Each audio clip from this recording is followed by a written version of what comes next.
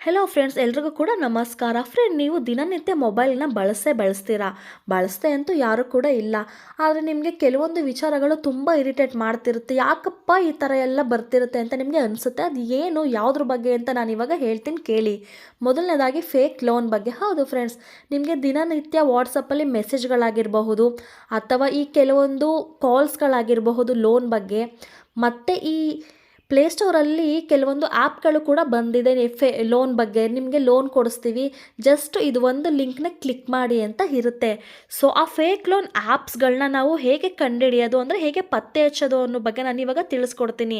ಮತ್ತು ನಾವು ಅಕಸ್ಮಾತಾಗಿ ಲಿಂಕ್ ಮೇಲೆ ಕ್ಲಿಕ್ ಮಾಡಿ ನಮ್ಮ ಡೀಟೇಲ್ಸ್ನೆಲ್ಲ ಕೊಟ್ಟರೆ ಅದರಿಂದ ನಮಗೆ ಏನು ಪ್ರಾಬ್ಲಮ್ ಆಗಬಹುದು, ಮತ್ತು ಈ ಫೇಕ್ ಲೋನ್ ಆ್ಯಪ್ನ ಹೇಗೆ ನಾವು ಪತ್ತೆ ಹಚ್ಚೋದು, ಇದ್ರ ಬಗ್ಗೆ ಪೂರ್ತಿಯಾಗಿ ಡೀಟೇಲ್ನ ನಾನು ನಿಮಗೆ ಕೊಡೋದಕ್ಕೆ ಅಂತಲೇ ಬಂದಿದ್ದೀನಿ. ಅದಕ್ಕಿಂತ ಮುಂಚೆ ಯಾರೆಲ್ಲ ಚಾನಲ್ನ ಸಬ್ಸ್ಕ್ರೈಬ್ ಮಾಡ್ಕೊಂಡಿಲ್ಲ, ಈಗಲೇ ಹೋಗಿ ಶ್ರೀರಾಮ್ ಕ್ರಿಯೇಷನ್ಸ್ ಚಾನಲ್ನ ಸಬ್ಸ್ಕ್ರೈಬ್ ಮಾಡಿ. ಹಾಗೆ ಪಕ್ಕದಲ್ಲೇ ಕಾಣುವಂತಹ ಒಂದು ಬೆಲ್ ಐಕಾನ್ ಇದೆಯಲ್ಲ, ಅದನ್ನು ಕ್ಲಿಕ್ ಮಾಡಿ. ಹೀಗೆ ಮಾಡಿದಾಗ ನಿಮಗೆ ನಾನು ಯಾವುದೇ ಹೊಸ ವಿಡಿಯೋ ಹಾಕಿದ್ರೆ ಅದರದ್ದು ನೋಟಿಫಿಕೇಷನ್ ನಿಮಗೆ ಬರುತ್ತೆ. ಸೊ ನೀವು ನನ್ನ ವಿಡಿಯೋನ ಆರಾಮಾಗಿ ನೋಡಬಹುದು.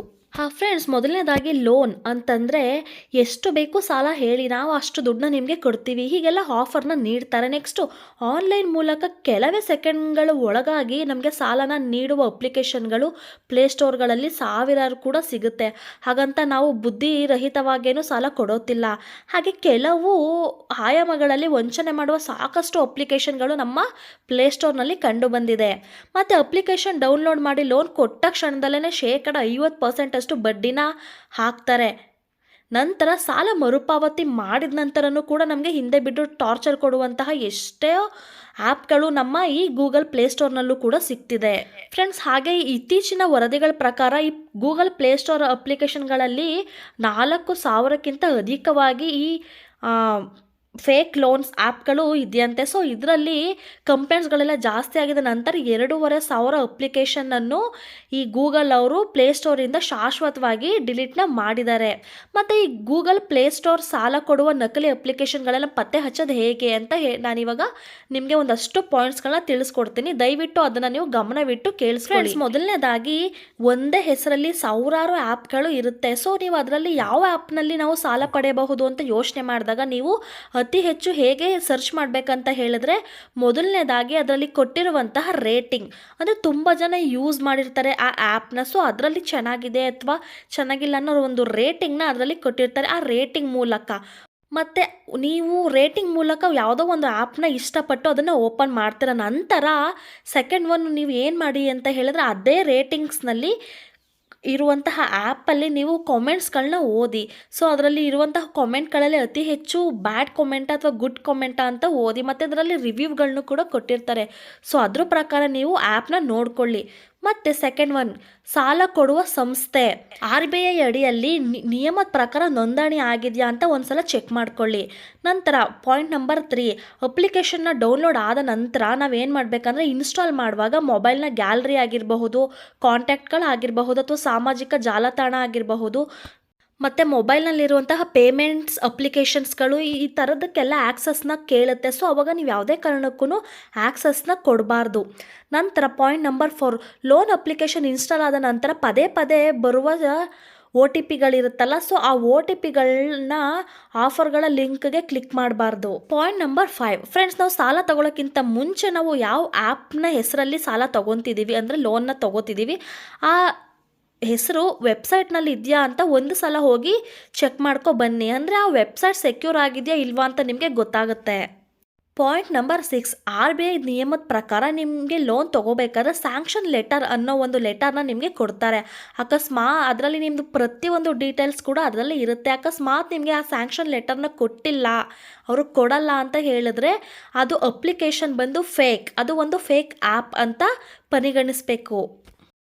ಪಾಯಿಂಟ್ ನಂಬರ್ 7, ಪ್ರತಿ ಸಲ ನಮಗೆ ಲೋನ್ ಕೊಡಬೇಕಾದ್ರೆ ನಮ್ಮದು ಕ್ರೆಡಿಟ್ ಡೀಟೇಲ್ಸ್ ಮತ್ತು ಬ್ಯಾಂಕಲ್ಲಿ ನಾವು ನಡೆಸಿರುವಂತಹ ಹಣಕಾಸು ವ್ಯವಹಾರ ಅದರದ್ದು ಹಿಸ್ಟ್ರಿನ ಕೇಳಬೇಕು. ಅಕಸ್ಮಾತ್ ಅದು ಯಾವುದೂ ಕೇಳ್ದೇ ನಿಮಗೆ ಡೈರೆಕ್ಟಾಗಿ ಲೋನ್ ಕೊಡ್ತಿದ್ದಾರೆ ಅಂತ ಹೇಳಿದಾಗಲೂ ಕೂಡ ನಾವು ಅದನ್ನು ಕನ್ಸಿಡರ್ ಮಾಡಬೇಕು, ಇದು ಒಂದು ಫೇಕ್ ಲೋನ್ ಆ್ಯಪ್ ಅಂತ.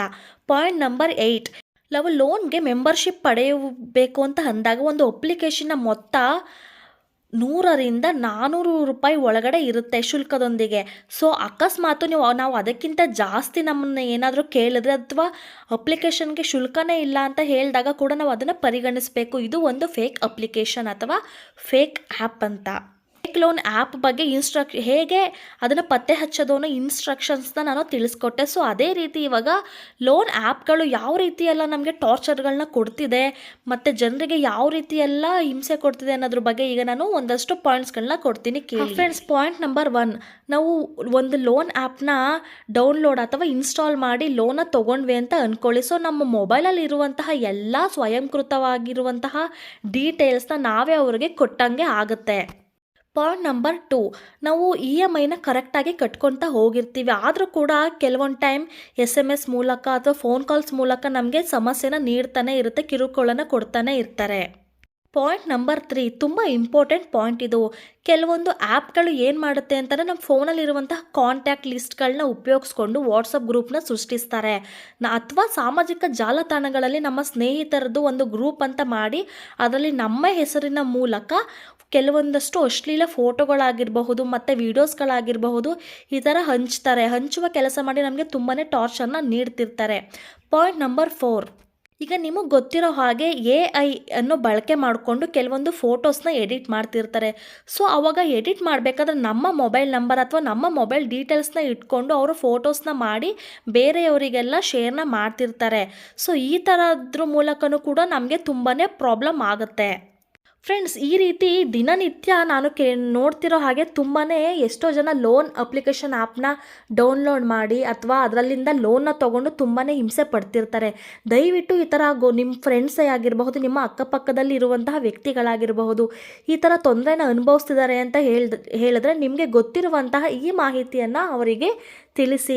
ಸಾಧ್ಯವಾದಷ್ಟು ಈ ಥರ ಪ್ರಕರಣಗಳನ್ನು ಅವಾಯ್ಡ್ ಮಾಡಿ ಅಂತ ಹೇಳ್ತಾ ಈ ವಿಡಿಯೋನ ಇಲ್ಲಿಗೆ ಮುಗಿಸ್ತಾ ಇದ್ದೀನಿ. ಎಲ್ರಿಗೂ ಕೂಡ ಧನ್ಯವಾದಗಳು. Thank you for watching.